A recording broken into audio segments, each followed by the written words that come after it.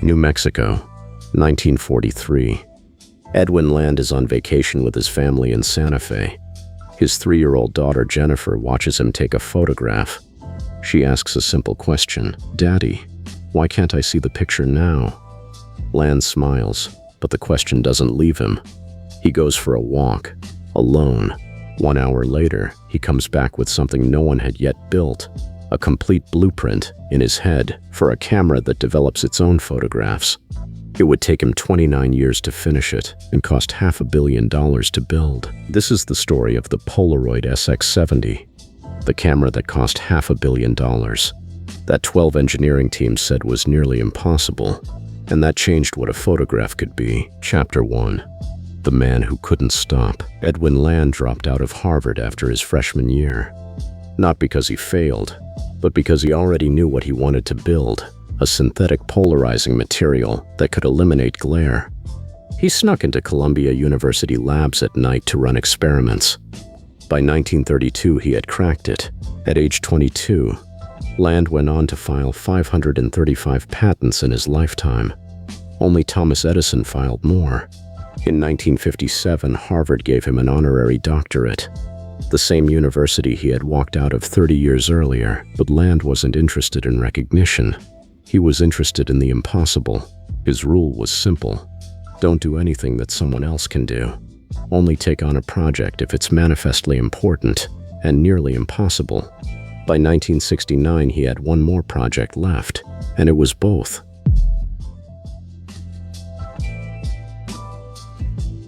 Land set 3 rules for the new camera. 1. It must fit in a shirt pocket. 2. The photograph must develop itself. No peeling, no waiting, no waste. 3. The image must appear in front of the photographer's eyes. No such camera had ever existed. No such film had ever been made. Polaroid had always outsourced its camera manufacturing. For the SX-70, that was no longer possible. The optics, the mechanics, and the chemistry were so tightly fused that no outside factory could build what Land had imagined. So Polaroid built 4 factories simultaneously. 1 for the negative film, 1 for film assembly, 1 for camera bodies, 1 for the chemical compounds. And Land announced the project's budget, $500 million, in 1969, before a single working prototype existed. The engineering team faced more than 12 major problems simultaneously. Any one of them, unsolved, would kill the project.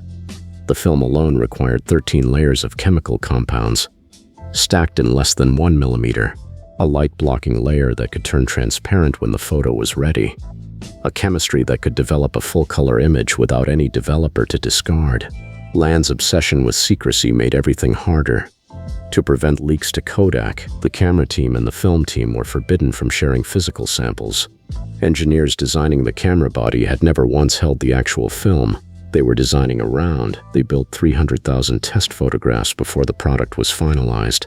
And when a mirror design failed, Land told his engineers, "You're allowed one engineering failure. You just used it." Then he made them start over.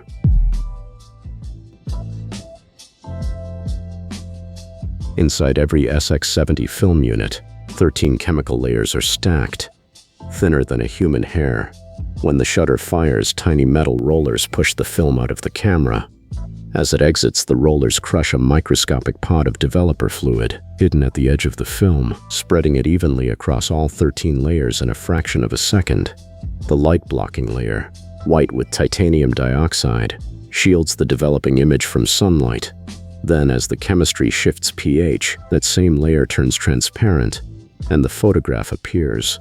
The folding SLR mechanism required an entirely new optical design, an aspheric concave mirror, a Fresnel focusing screen, and 2 flat mirrors working in sequence, all folding flat into the thickness of a wallet. The engineering firm Technologizer later called it the art and science of the nearly impossible. Land called it Tuesday. The camera's exterior was designed by Henry Dreyfuss Associates, one of the last projects the legendary industrial designer would ever complete. Brushed chrome, genuine leather, a folding form that looked like a jewel in the hand. It was so significant that Charles and Ray Eames, the greatest designers of their generation, made a short film to explain it to the world. Polaroid sent prototypes to Ansel Adams, who had been consulting for the company since 1949, 23 years. Adams returned test photographs with detailed exposure notes, roll after roll, season after season. Most of my most successful photographs since the 1950s, Adams wrote in his autobiography, were made on Polaroid film.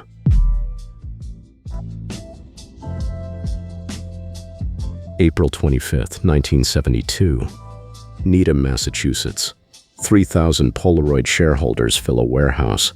Edwin Land reaches into the breast pocket of his suit jacket.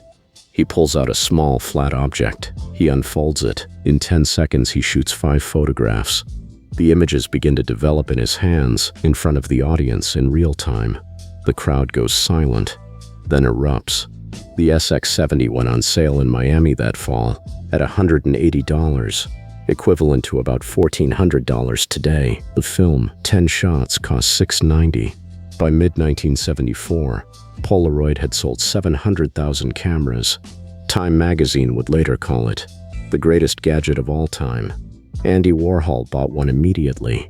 He called it his pen and pencil. By his death in 1987, he had taken 20,000 Polaroids. The SX-70 didn't just change photography.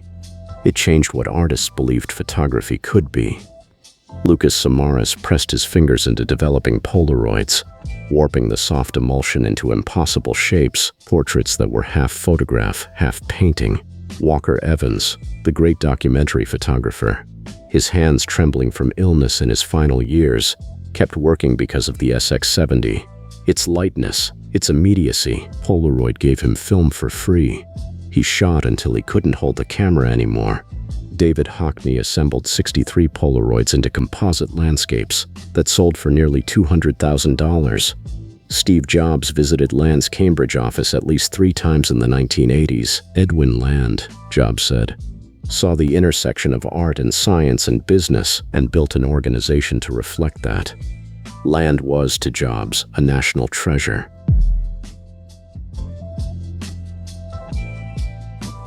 The SX-70 had cost Polaroid everything it had. In 1972, the stock hit $149. Investors were certain they had bet on the future. 2 years later, the stock was at $14. A 91% collapse in 26 months.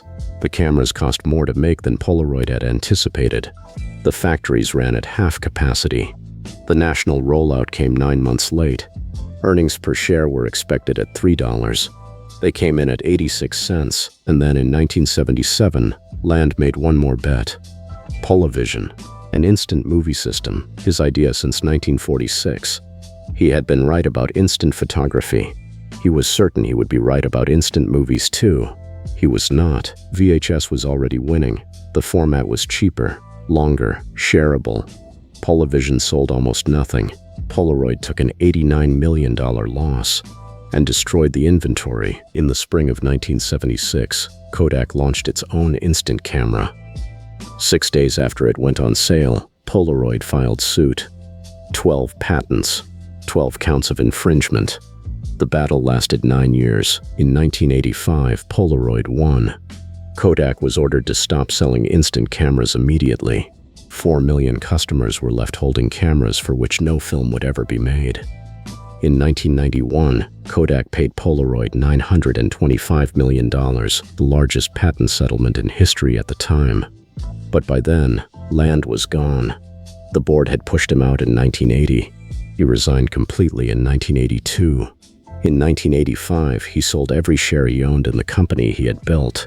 The man who had imagined a camera from a child's question, who had spent $600 million proving something nearly impossible, left without ceremony, without his name on the door. Edwin Land died on March 1, 1991.